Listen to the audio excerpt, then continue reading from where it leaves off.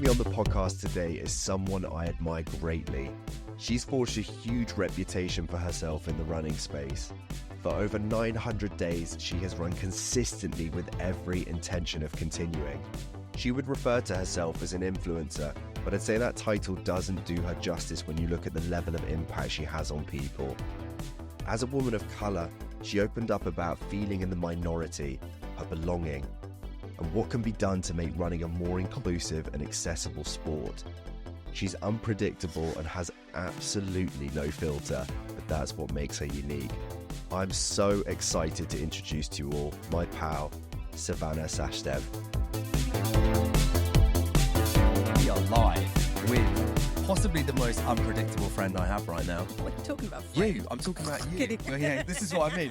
Honestly, Sav is like a Christmas cracker. You literally have no idea what you're going to get. And that's what makes me sort of excited and nervous at the same time when it comes to something like this. Because I want to throw a curveball at you. Yeah. So I was watching a load of your YouTube videos this week, and we obviously know from your content, anybody that follows Savannah will know how much she loves a pastry. So Reese went out today. You got me a croissant? And found a bakery, a French one. I can't even pronounce this. I'm going to have to get it up. It's called Pavre. Pavre? Basically, they do this really unique thing where they've created a pastry roulette.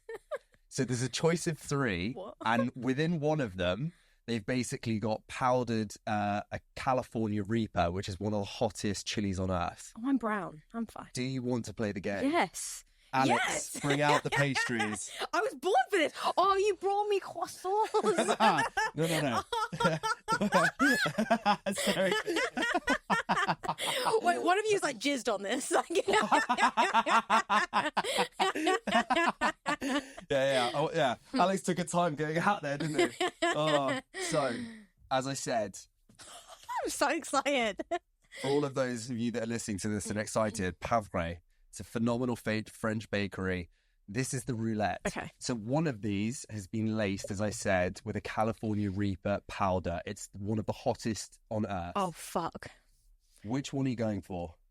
We've got an almond croissant. We've got a cinnamon swirl that looks like there is distinct sprinkles of pecan on it. And pain au chocolat. Yeah. So which one are you going to take the bite of? Apparently it's a slow burner, but when it kicks in, it's horrendous. Well, I feel like knowing how much you want to fuck with me, you're going to put in the one you think I'm going to eat first. So I reckon you think that I would go for the almond croissant first. Listen, you're just going to have to take a bite. Go for it. Which one are you going for? Yeah. Okay, now I'm going to do this, the cinnamon swirl. Who would poison a cinnamon swirl? Wait, do you mind where I bite? Listen, you nibble where you want. Delicious. Do you know what? This is what we love about her. She's an absolute team player. Well, we're just going to eat the bit that I actually really want. Do you actually want to know the truth? Yeah. I just made all of that completely none of it's real. I was going to say, boy, I was brought up being eggs with a green chili. Do you know what I'm not even going to say it right. Do you know what pavre means in French? Not real. Oh. It doesn't exist. Oh, such a good prank. Does that mean I can't eat the croissants? No, you can have them. In the end of the day, essentially, now you just have a tray of baked goods on this episode. Remember my day. I've just completely ruined any video footage now. Everyone's going to be looking, just watching you just fulfill yourself, for the finishing record, these off. I could have taken any powder. I like to throw a couple of surprises, and here we are. I mean, they look incredible, to be fair. You're so quirky and silly, John. It's what I do. It's what I do. Listen, any other episode you've ever been on, none have treated you like this. No one thought ahead for me like this. Thank you. So listen, what day is it today for you, consecutive running? 985. 985. And I mean, to start something like that's one thing. To remain consistent for that period of time, there are so many factors and curveballs that come into the mix with doing something like that, like even running through illness, that it just fascinates me. It's honestly not that deep. It's really not. Can you make something up there? I feel like people want it to be, but I feel like there's so many. Oh my God, is it spicy? I'm kidding. There's so. Alex, what did you put in that? There's so many rules around fitness right now, and I literally just didn't follow any of them. Like, people kept telling me what to do and what not to do, and I literally was just in a really dark place and started jogging to the shop one day and just kept going. And then it got to like a few months down the line, and I was like, oh, this is great. And other people kept telling me to stop, and I was like, but I feel good. Like, it works so well. You didn't even set yourself essentially like a goal of doing it. You just started running and then just kind of remained consistent with it. Well, I think if like you're someone that has, I always hesitate to use that word anxiety because I feel like it's used a lot. So I worry that like I don't necessarily fit into that category. But like if you're someone that feels that nervousness, or you struggle with your mental health in any way, it does really help to distract me. So sometimes I'm even wary to talk about the mental health aspect. So I'm like, maybe I should just be hitting therapy harder because like it works so well for my mental health. It really fucking does. Yeah. And I just go 10 minutes a day. Also, people look at influencers and think that we're telling you to do what we do. I'm not telling you to do what I do. I'm built so different. Like, my dad is a little weirdo. My dad never gets sick. Like, I just haven't got sick. That's pretty impressive. I mean, I wish I felt like that. I've been not for sick these past 2 weeks. It's been a massive wake-up call for me because normally I can shift illness pretty quickly. When I had neurovirus, I got rid of it within 24 hours. When I got COVID, I shifted that within 3 days and then ran a 250-kilometer in Sri Lanka like 4 or 5 days later. So when I got food poisoning, I've had it before. Normally I shift that within 24 hours, but I'm 2 weeks in now. Haven't been able to run, train. I've lost quite a bit of weight. And it kind of freaked me out a little bit, where I felt really vulnerable when I went into the hospital, actually like talking to the doctor, where we didn't really have any answers and not many solutions seemed to be working. And I've come out of it just with so much gratitude, where I've still not recovered from it. We're only, a couple of weeks away from LA now. But for me, I know, I hope in my heart that this is a momentary thing. And at least with that, then it means that I can go back to hopefully the where I was at in terms of the physical. But there are individuals out there that may have something like this for life. Oh, it's terrifying. And, you know, I've never taken what I have for granted. I think most can see that. But even still, I think it's given me that drive to just keep pushing, you know, on. Because, like I said, there are so many out there that don't have that luxury. And I actually think for me now, running is just being so much more than just running for myself. It's running for others too, and doing the things that some unfortunately don't have the luxury of being able to do themselves, you know? For sure. But like, I do think running and moving is obviously such a massive privilege. Don't get me wrong. But like, it is our crutch right now. And if you weren't able to run, you would just do something else. Like, I don't think that you are better, or we are better than anyone because we've traveled down this road of fitness. You know, you would just find your new thing and you would just focus really hard on that because that's the kind of personality type you are. Yeah. You just pick a thing. Yeah. I mean, it was just the simple things like to be able to sleep. You know, Oh, really? I probably had 2 nights sleeps in sort of like 8 to 10 days. Being able to poo, like, in all honesty, like I've never had constipation like it. It's really been absolutely brutal. I had to have is it a colon hydrotherapy? Oh, yeah. Treatment, which I'd never done before, because it literally, I went like 3 days without being able to go. And it was just like, it was freaking intense. And, but I think what I've taken from this actually is that I've faced so many different curveballs going into various different goals that I've set myself. And for a brief moment, I got really frustrated where I was like, I set myself a time of what I wanted to run in LA marathon, but it's probably not going to happen. But actually for me, am I going to remain frustrated at something that's not even happened yet? Or am I still going to be fulfilled by the experience, which 100% I actually will? Like, there's no way I'm going to allow myself to be deterred away from, I think, the overall picture based on like a momentary time. Yeah. Because LA is going to be phenomenal. And actually the thing that I'm most proud of, and you'll get this with how committed you've been to how consistent you've been in terms of the running every day, for me is like the training. I've never trained harder for something like this. And so although it hasn't necessarily meant I've been able to execute that, I've still been able to fulfill that over the past 4 months. So for that, you know, I'm pretty proud of myself. I think you have to look at the journey that's led you to where you are now, right? All the steps, all the training, the kind of person you are, like, that's all incredible. And I think ultimately people get really down on themselves for a time, but who gives a fuck? Like, I think you need to give yourself a dose of tough love if you really get to that finish line and you've actually crossed it and you're in the middle of LA enjoying the crowds and the weather and the people, and you're disappointed because you're not a full-time athlete. Who cares? You're able-bodied, you're able to do that, you're there, you have the finances, the capacity to be there. What a privilege. If you felt upset about a time, you would need to get over yourself. Like, you would need a dose of tough love, you know? Yeah, exactly. We are so privileged. Like, who cares about the time? Yeah, exactly. And I mean, like I said, everything leading up to this point has gone so smoothly, but it's just one of those things. So, that's life. yeah. And like the way you react to that, the way you process that makes you the kind of person you are. Yeah, Do you know what I mean? Do you know what? I've gone into, I would say, much bigger things, and Yeah, exactly. things have definitely not gone my way, and the performance has still been there. I think ultimately it just depends on how much you really want it, you know? What's different about LA for you than maybe any other experience that you've gone for?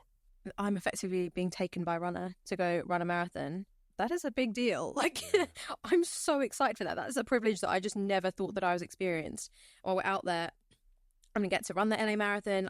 My best friend lives out there. We went to university together. So I'm going to get to see her. Some brands have gifted me a few things out there, and I get to take her along for the experience. Like, my world's just changed, and I'm getting to bring people that I love along for the ride. So I did, at the beginning of the year, I was like, oh, I have a time goal for LA, and life just hasn't lent itself to that. Like, I'm not an athlete, I'm a content creator, and I have really enjoyed creating my content, and I haven't really stuck to the training plan, and that's absolutely fine, because I'm going to show up to LA and I'm going to have the best time and an experience that I'd never thought that I'd be able to enjoy. I think that's what's great about running, is how versatile it is in terms of like people's approach or where they maybe aim their energy. And I think with you, there's never a focus on time. Your diet, from what I've seen on your videos, it looks questionable. I'm going to be straight up. I've never seen someone so excited by dry roasted peanuts in bed at like 11:30. I am a big cashew girl, roasted cashews. Honestly. So, but I think that's refreshing for people, because I think there is an element with running right now where there seems to be quite an intensity and, you know, the demand to kind of push faster and further. It's like, I don't know, just it's where people are at right now. So I think for certain individuals where it's like, actually, let's just focus more about the fun. The fact that you've run for over 900 days now, that could be so intense and so unrelatable to people. But the fact that you're just focusing on, say, 10 minutes of that day, I mean, 10 minutes could be anything. It could be 100 meters if you really wanted it to be. And again, I think that's palatable for anybody. Well, it is also just so relevant to my lifestyle, the fact that I don't speak to anyone for days on end. I don't have a commute to work. I don't live with any kids. I don't clean up after my partner. Like, it's a little bit of exercise every day. You can't tell me that 10 minutes of exercise a day isn't going to be good for me. What I was really interested to talk to you about today, because I think this is a really powerful message, is that a woman of colour, I think the influence you're going to have on such a large demographic in this space, because, you know, running to a degree is inclusive. But I remember, this was a couple years ago, I was with Strava in Chamonix, and there was this really powerful panel, and the discussion was basically about inclusivity of colour and like, how do we get more people invested into this sport? Because, you know, some may argue that it is inclusive, but to the masses, it might not be that affordable, actually, when you think about the equipment and the locations in which a lot of people may travel to. How have you found it? And I guess how receptive have people been, I guess, to your influence within this space? I mean, sometimes if I don't want to go for a run or I don't want to go to a race start line, the thing that goes through my head is that, like, I'm already so much of the minority. Like, I've got to show up to represent. That's how I feel. And like, I'll just go chill, but at least like there's one more brown person at that start line, because otherwise there would just be so few of us. And when I live super central in London, when I'm running around London, there's like so few people of colour jogging around it, and it's crazy to see how it's kind of become, for lack of a more palatable phrase, this like rich white people thing. Like, you run around London, there's just like no representation, and I just think the one person that messages me saying that you made me feel less embarrassed, you made me feel like my smell, my body, my shape, the way I eat, wasn't weird, wasn't embarrassing. It's just worth it for them. Do you think it's a transition? Do you think it's something that we will eventually get to? Or do you feel like the way that it's promoted right now puts people off? It would be interesting to know your opinion on this, actually. But as someone that still feels nervous to go to fitness events, still feels like, oh, I'm definitely going to be the minority in that space, still feels like people are going to look at me and be like, she's not fit enough to be here. Like, and I'm athletic as fuck. I'm a beast. What's the person that's just getting started? How they're going to feel? So I just feel like if I show up and I just make some fun content and make it seem like it's a good time, then maybe they'll feel like they can join in too. Like if I just don't take it too seriously, then... Yeah, I mean, for me, I think it's having the awareness of your background. See, I am so blessed in life that I am essentially a white, privileged male. So to say that I've ever really been in an environment where I felt like I did not belong, it's rare if not as ever, that's never happened to me before. So I think it would be so hard for me to be able to comment or relate to any individual that might be going through that. But what I can do is maybe utilize my experiences and exposure, like those panel discussions, and listen to what these individuals have to say, and then utilize my platform to hopefully try and make that a space where as many people feel as comfortable as possible. I mean, you're right. It is testing. I mean, as you know, even with a company like Runner, where we try and create so many different types of events, you know, we'll find in certain boroughs in London, it may be more receptive in terms of sign up for tickets rather than other areas. And so that poses certain challenges in terms of like who we can get involved into it. But Rome wasn't built in a day. I think it's a process that's going to maybe take a long time, but I think it's just showcasing to people the bigger picture. Now, when it comes to things like mental health, for instance, you know, I've spoken to many friends of colour about this, and it's certainly in certain communities, you know, mental health is just not a spoken thing, nor is it really accepted. And so when you're trying to preach to individuals that something like running is really beneficial to that, if they themselves don't have that awareness or acknowledgement of something like that, then it makes it really hard to connect the dots or that sort of message. Like I look back and think of my mum 20, 30 years, 25 years ago, whatever, however old I am. She didn't have the time, she didn't have the finances, she didn't have the education, she didn't have like the friendship groups that would push her towards circles of fitness. And it's just so interesting seeing like my white friends and how different their parents, their circles were. And I just think we're like, I think we're pretty far. I think there's still like a lot of work to be done. And don't get me wrong, I'm very proud to be a beautiful brown woman, and I think like when I walk into these spaces, I do feel like the minority, and I don't feel like I'm the problem, and I don't feel like I'm unprivileged. I just think there just needs to be more of us. Like there needs to be more of an understanding and a big push to get more of us involved. There's an amazing woman at a track that I train at, and I was talking to her about sort of like middle to longer distances, and just saying, you know, like I would really love to create some sort of a system in place where, you know, certainly at schools, if there's any talent out there that could do with some support, we could lend that to them, awesome. You know, through our own platforms. And I was saying, do you know many young adults who are invested in those middle or longer distances? And she was like, no, not really, because again, like you said, the majority of these groups tend to be predominantly white, but equally, a lot of them do tend to focus on sort of like, you know, more track-based events, 100 meters, 200 meters, 400, 800. And I said, why is that? And she was like, I don't really know. She was like, maybe it comes down to incentives, like the financial. Not that athletics pays particularly well, but certainly when you start to go into sort of like the more middle distance or the marathons, unless you're kind of like the top %, I don't think there's an awful lot of money in it. Certainly if you go into trail, like that's what I found really interesting about Chamonix, is that when we talk about really anyone, whether it's white or people of color trying to get into trail running, that's not a cheap sport. And so like if your incentive is to earn money to take yourself out of a certain environment, and you know that that's not really an option, why would you invest your time into it? Yeah. So it has to really come down to more about how fulfilled you are by that experience or what that does for your mental or your physical health, right? I'm so glad you said that. And I think that's the issue with what we're seeing online at the moment, is people seem to think that like life revolves around fitness. Life revolves around getting your steps in, doing a workout. But like that is such an insane privilege. Most people are trying to pay their bills and give their kids a great life, right? Like getting your workout in, who ultimately cares? Just get a tiny sweat in for yourself if you can. But yeah, a little bit of movement in, but like a whole workout. So I think you kind of have like two ends of the spectrum, because you touched on it before, which I found is really important. Your environment is going to be so key in terms of what that impacts what you can and can't do. And what I mean by you having two sides of the spectrum is that you said, you know, like with your partner, Steve, who you've been with for now 5-6 years, you guys don't live together. So you don't necessarily have that preventing you from doing anything because you have the freedom to do that. But equally, you guys will then connect. You guys, or he has a son, so you've got your stepson as well. So although you'll play a part of a stepmother, equally, the child's not entirely in your life. So on one side of the spectrum, you have complete freedom. On the other hand, you've got responsibilities. And so that's why I think it's really important when people kind of express their truths to individuals, is that it's all well and good going, right, you need to commit yourself to doing X amount of training and this is how many miles or kilometers you need to be running. The reality is, if you've got a full-time job or you've got children or other commitments, you're kind of setting some certain individuals up for failure. And I think that's why it's really nice to be able to expose people to as many different individuals like yourself as possible, because that's when it becomes relatable.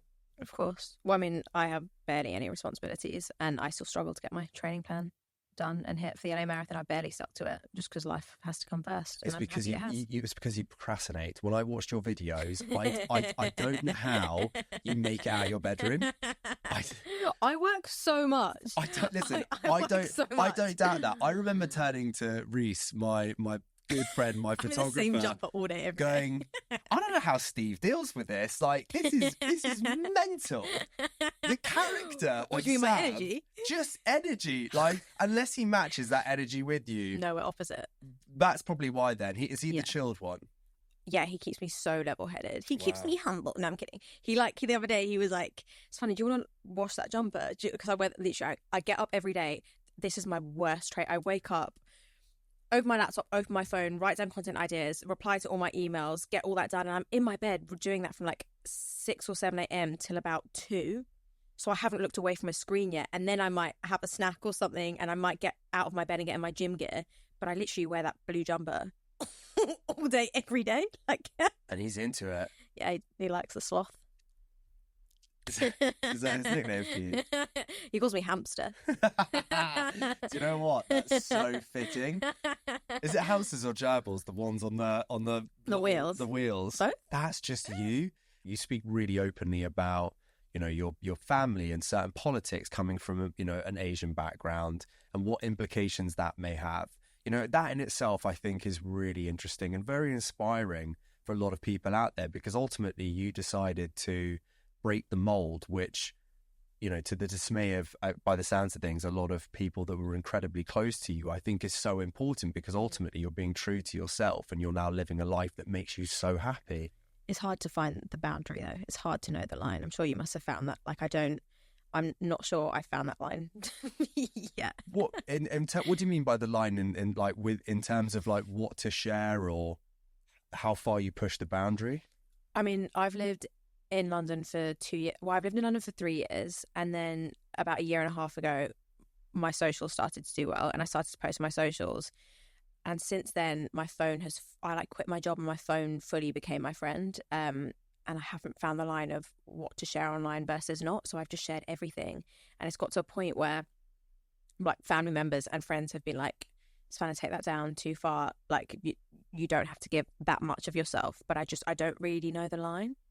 Do you think, though, from a personal point, when you look at certain family members that may disapprove of the person you are or what it is that you're doing, if you look at how happy you actually are, and I think how you've evolved as a woman and the successes that have come with your hard work, do you think there's an element with them where you could change their perception or their view on things, or there's now an element of pride, whereas there was potentially once upon a time dismay?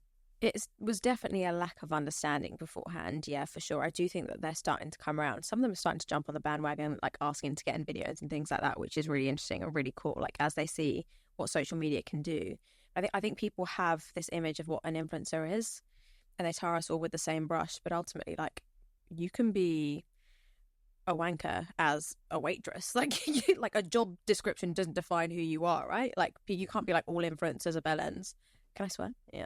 Hey, listen, I probably sweared loads. You say what you like on this. What do you think would be the best advice, though, for somebody that is going through that, where, they feel passionate about something or something about themselves, but they have that lack of belief in expressing that? This is going to sound really cringy, but there was actually an Instagram post that went viral, and it's crazy that that made me look at my family super differently. Just the power of social media is mad. But it was literally, you've probably seen it. It was that, I think it said something like, it's your mum's first time at life too.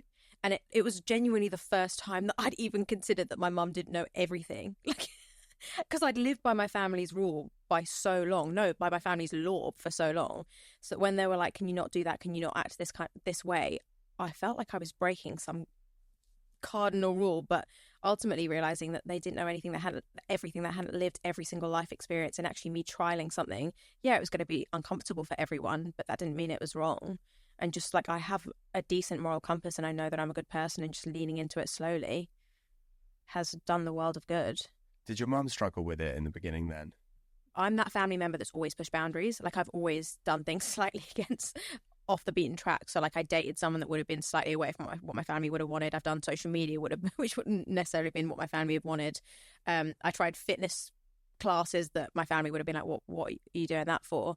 And they've always eventually come around and be like, oh, I'm really glad that you tried that, because that opened new paths for us. But the initial push has always been difficult. It's always been uncomfortable. I think it's a really powerful thing what it is that you are doing, because actually those conversations that those family members will have with friends will, potentially then will impact the lives of other people that you may never even meet. Mm-hmm. And I just hope that more people can do it. But I think, unfortunately, when it comes to social media, is that you will always be tarred with the same brush. And there are a lot of people out there, unfortunately, that, quite frankly, their content isn't the most tasteful and is very much focused on materialism and monetary things, rather than actually like impacting or putting something back into the world. Mm-hmm. And so I suppose if that's what that member has only ever really been exposed to, it's really hard for them maybe then to see it any other way. And especially, I would imagine, when it does come to a female, because it's, I guess there's a sense of protection. I think about India all the time. I'm like, she's only 6 now, but when she gets older, how am I going to be when she joins social media for the first time? Like, at least I think by having those conversations, you can feel more comfortable about that sort of thing, rather than somebody just going ahead and doing it. Not so much that you need the permission, but I think to be included in that process to try and have a better understanding of the why. Yeah, for sure. And I also think that at the moment I get asked, oh, how did you grow your account? How do I do this? How do I do what you've just done? And I think from the offset, I've just like always known that I want to be the big sister I never had. So I like take every brand deal so seriously. I take there's a piece of content I've been going back and forth with my manager today, like over and over again. Like, can I post this? Will this be damaging it in every way? In any way, I take it so seriously. So like, even if anyone wants to grow or create an account, I would always say, are you being yourself? Are you being a nice person? Are you being helpful? I would genuinely say that's the key. Yeah. Thing that you were speaking about, which I found really interesting, was you talking about feeling lost in life. Mm. Is that something that you still feel today, or is that something that once was and has now changed? Who doesn't? Do you not feel lost? Yeah, I feel pretty lost. I feel like it's hard, Do you think that's what inspired you to get into running, or one of the reasons? Yeah, for sure, yeah. Because, we had Johnny Davies on the podcast, and he was talking about this, where for him it was a sense of belonging, and running and the community for the first time in his life gave him that. Yes, but I wouldn't say like the running community has given me that. I'd say like a load of lonely girls have like solidified my confidence recently. I feel like feeling lost and speaking about that online and finding out that loads of other women feel the same, and the way we like speak through my DM and the way when we meet, the way we converse, that's really, really helped. This week's episode is sponsored by Runner. Runner is a personalized running coaching app helping runners of all abilities train for any goal. From a first 5K to a marathon, even an ultra marathon. When the time is right for you, your plan can be created within a minute and ready to go. With each plan, Runner provides all the help a runner requires, including strength and conditioning, and you can also reach out to the team at any time via the support tab inside the app. For a 2-week free trial on any personalized running plan, use the code PHOENIX. No matter your goal, Runner is there to help you achieve it. Well, as an adult, when was the last time you said, like, I'm so proud of myself? Like, we say that to ourselves and we say that to our children, but I feel like as an adult, we just stop and we stop hearing that. And actually, every time I go to a workout, I'm like, holy shit, Savannah, you badass. Like, I'm so proud of you for doing that. That was hard. And intrinsically, it's just like raised my self-confidence so much because I'm like, whoa, I can do really fucking hard things. Yeah, I think self-acknowledgement is something that so few people do these days, because I don't know, it's kind of been twisted into a negative thing. And actually, I think it's an amazing thing. I think ultimately, if you have grafted your ass off, why do you need to wait for somebody else to give you that validation? Exactly. I think you know how hard you've worked to achieve something or to get to a certain place. And, you know, how long is it going to be until you achieve something like that again? You don't know. So I think you've got to cherish those moments. Exactly. It is so hard to do the hard thing. It's so uncomfortable, but the reward is so big. With the running and how consistent you've been, it doesn't necessarily have to be like an end goal, but like, what are the ambitions? Like, how do you continue to grow something like that? Is it a case of evolving with the journey and going down directions that maybe you wouldn't even have thought of? Or is there like a set goal in mind of where you want to be and the person you want to be? There are ways that I would love to give back 100% that are in the works. There's like a foundation that me and Siva in talks about building. There's like, there is so much that we want to do. There's so much education we want to provide. There's so much work that Steve and I talk constantly about bringing to schools. Like, I had no one to talk to at school about both physical health and sexual health. And I just think like bringing a young, fun head to those topics would be so great. And I just think like people, like young girls having an older sister that they can talk to about these things and bring like a fun aspect to it would be so great. So yeah, ultimately there are things and ways that I would love to give back. But in terms of the run streak, it was never meant to get this far. At some point, I would love to rebrand to a movement streak, because if anything, I've learned that I need to keep moving every day. It's done me so much good. I'm such a people pleaser. It's kind of been ingrained in me from being a young girl. I've always had to do what my family's told me to do. I've never really had much leeway there. So it's the first time in my life I've been like, nope, I'm putting my 10 minutes first. I'm going to do this before I set the table. I'm going to do this for myself before I do this for the whole family. So I think I will always do a movement streak because of the self-confidence it's given me and the time that I consequently give myself. But I don't, like, the run streak was never supposed to blow up. It was never supposed to be a thing, really. So I just stop when I want to stop. I just want to keep moving. How do you get like a balance with what it is you're doing? Do you find that you've been quite affirmative in terms of like who you are, what it is you represent, and what it is that you want to achieve? And essentially anybody that comes into that circle essentially has to fit within that mold. Like when you think about like your relationships and your family, they have to have an understanding of that. So rather than them kind of like deterring you away from that, they become invested in it too. So I think for anyone that's listening to this, that could be really interesting, because we were talking about this in a different episode where certain individuals might perceive something as being selfish, but actually it's just a case of you being fulfilled and people just having an understanding of that. That's a really hard question to answer. I think that's like the curse also of being the oldest sibling within my family. I think you do always somehow direct your family down certain routes. But I'm really malleable. Like if anything, I've seen my family and my partner learn so much from me. Like I've effectively built a community and a business off the back of this. And I've seen my family and my partner now go down routes to want to do the same, because they've got a new lease of life and they're excited. And I feel like I've not really seen anything too negative come off the back of what I've been doing. And I think the minute I do, maybe I'll stop. But at the moment, like it's just benefiting all the people around me and having the best time. That's pretty powerful.